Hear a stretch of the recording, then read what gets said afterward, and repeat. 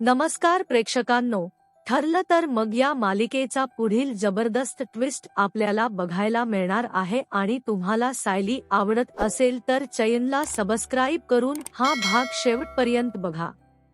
कोर्टामध्ये शेवटच्या क्षणी रविराज खूप मोठा गज करणार आहेत. ते शांताला घेऊन येणार आहेत आणि अचानक केस पालटणार आहे. तेव्हा आता रविराज काकांना कसं काय कळालं की शांता जिवंत आहे? हे सगळं कशा पद्धतीने घडलं, काय काय घडलं आणि रविराज काकांनी नेमकी कशी केस पालटली, हेच आपल्याला या व्हिडिओमध्ये जाणून घ्यायचं आहे. चला तर व्हिडिओला सुरुवात करूया. तर आपण पाहिलंच, प्रियाने शांताचा खून केलेला असतो आणि तिला अर्जुनच्या डिक्कीमध्ये टाकलेलं असतं. तिला असं वाटत असतं की शांता तर मेली, आता सगळं खापर कोणावरती फुटणार? अर्जुनवरती. आणि आपण काय या सगळ्यामध्ये अडकणार नाही? पण प्रेक्षकांनो, तिचं नशीब किती फुटकं बघा. शांता जिवंत असते आणि हे कोणालाच माहित नसतं. तिला आता पोस्टमॉर्टमसाठी पाठवलं जातं आणि इथेच येतो मालिकेमध्ये खूप म्हणजे खूप मोठा ट्विस्ट. रविराज वकील असल्याचा त्यांना इथे फायदा होतो. इतके वर्ष त्यांनी वकिली केलेली असते आणि आज त्यांना या सगळ्याचं फळ मिळालेलं असतं. त्या पोस्टमॉर्टम रूममधल्या शिपायाचा, पिऊनचा, रविराजांना फोन येतो. शिपाई जरा घाबरलेल्या आवाजात असतो. तो बोलतो, हॅलो रविराज सर, एक लय मोठी गडबड झालीये. जी शांता नावाची बॉडी इथे आणली आहे ना, ती मेलेली नाहीये, ती जिवंत आहे. तिची नाडी अजूनही चालतीये. मी आत्ताच जस्ट चेक केलं तर तिची नाडी चालते.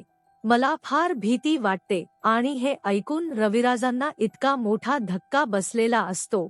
ते जोरातच ओरडतात, काय सांगतोस? हे बघ, तिच्या केसालाही धक्का लागता कामा नये. आणि ब्र झालं तू मला आधी फोन लावलास.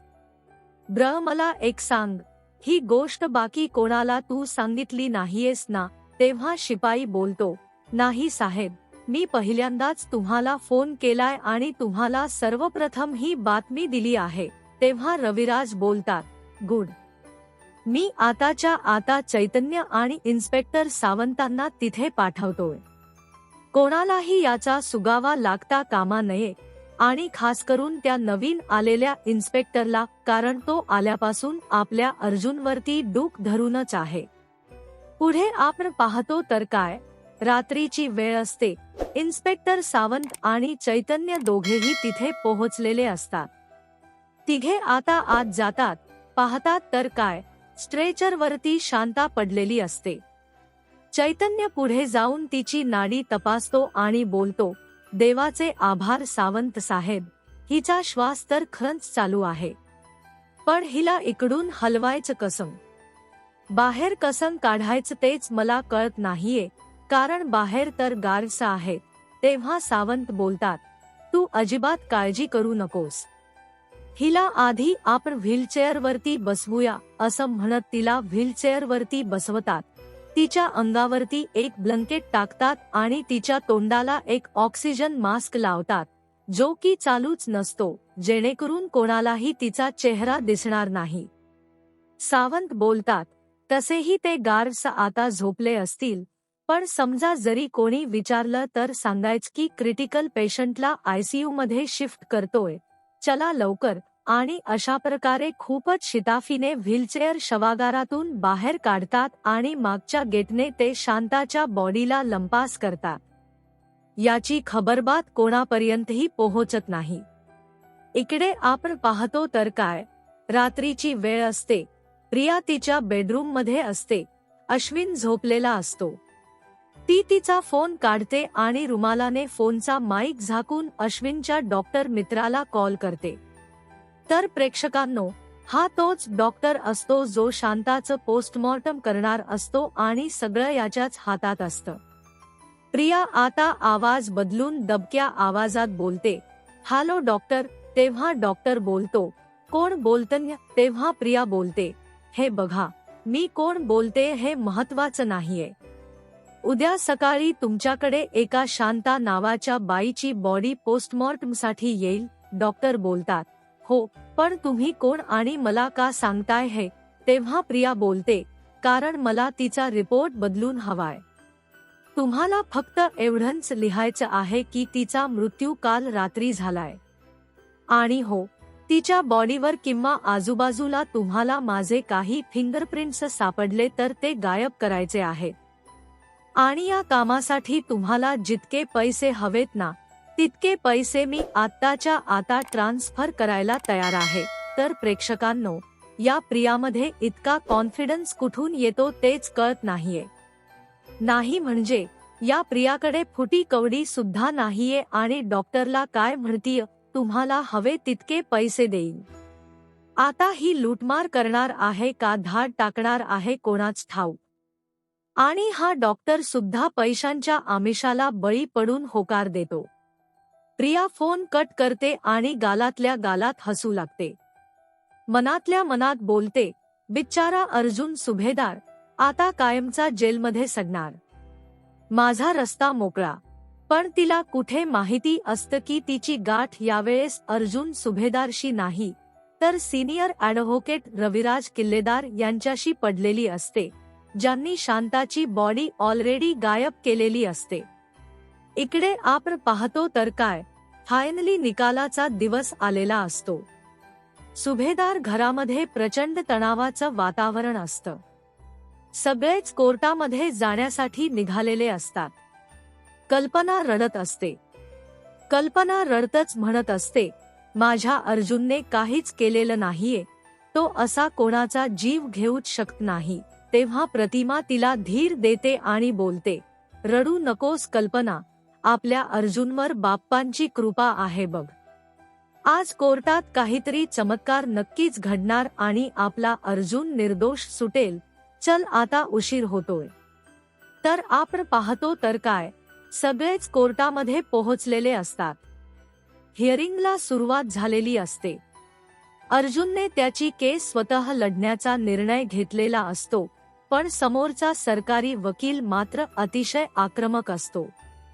तो बोलतो, माय लॉर्ड, अर्जुन सुभेदारच्या गाडीच्या डिक्कीमध्ये शांताचा मृतदेह सापडणं, तिथे अर्जुनचे फिंगरप्रिंट्स असणं, हे सर्व स्पष्ट करतं की अर्जुन सुभेदार यानेच हा थंड डोक्याने केलेला खून आहे. त्यामध्ये अर्जुन स्वतःच्या डिफेन्समध्ये म्हणत असतो, माय लॉर्ड, मी सांगतोय मला यामध्ये अडकवलं गेलं आहे. कोणीतरी ती बॉडी माझ्या गाडीत ठेवली, पण माझ्याकडे सध्या कोणताच पुरावा नाहीये, कारण अर्जुनकडे पुरावाच नसतो.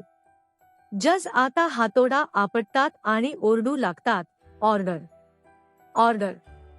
दोन्ही बाजूंचा युक्तिवाद आणि उपलब्ध पुरावे पाहता हे न्यायालय या निष्कर्षावरती पोहोचलं आहे की अर्जुन सुभेदार याने शांताचा खून केला आहे आणि त्यामुळे कलम 302 अंतर्गत अर्जुन सुभेदारला जज आता जन्मठेपेची शिक्षा सुनावणार. तेवढ्यातच कोर्टाचे मुख्य दरवाजे जोरात उघडले जातात आणि त्याच वेळेला तिथे रविराज किल्लेदार यांची एंट्री झालेली असते.